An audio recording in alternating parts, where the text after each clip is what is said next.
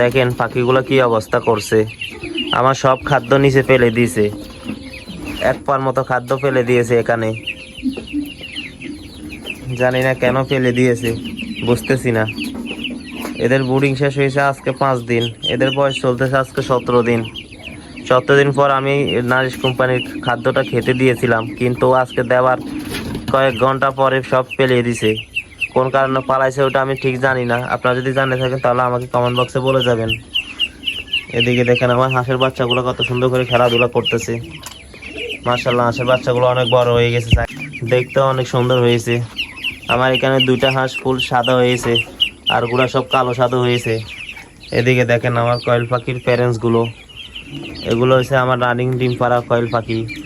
এখানে আমি কয়টা ব্রয়লার মুরগা পালছিলাম, এগুলো আমাকে দোকানদার মামা বলছিল এগুলো টাইগার মুরগা, তাই জন্য আমি 6টা মুরগা নিয়ে নিলাম 50 টাকা করে প্রতি পিস। পরে দেখলাম বড় হওয়ার সাথে সাথে বুঝলাম এগুলো টাইগার মুরগি না, এগুলো হলো ব্রয়লার মুরগা। তাই জন্য তো কি করার, দোকানদার মামা আমাকে ঠকাই দিয়েছে। আর একটা আজব কাহিনী ঘটে গেছে। এখানে দেখেন এই ডিমটা অনেক বড় সাইজে।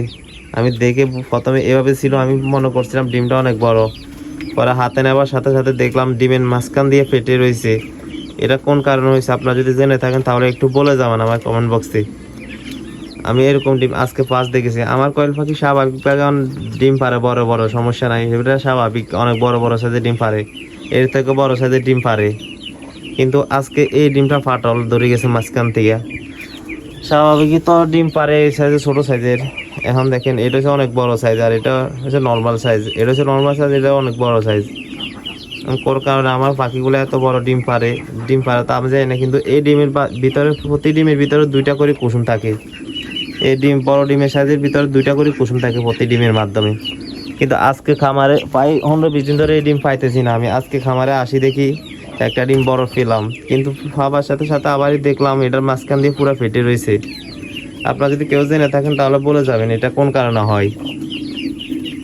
দেখেন আমার পাখিগুলা সবগুলা খেলাধুলা করতেছে। আর যদি আমার ভিডিওটা ভালো লাগে তাহলে আমার চ্যানেলটাকে সাবস্ক্রাইব করে দেবেন, আর নোটিফিকেশন অন করে দিয়ে রাখবেন, যাতে আমার নতুন নতুন ভিডিও আপনাদের সামনে গিয়ে পৌঁছাতে পারে।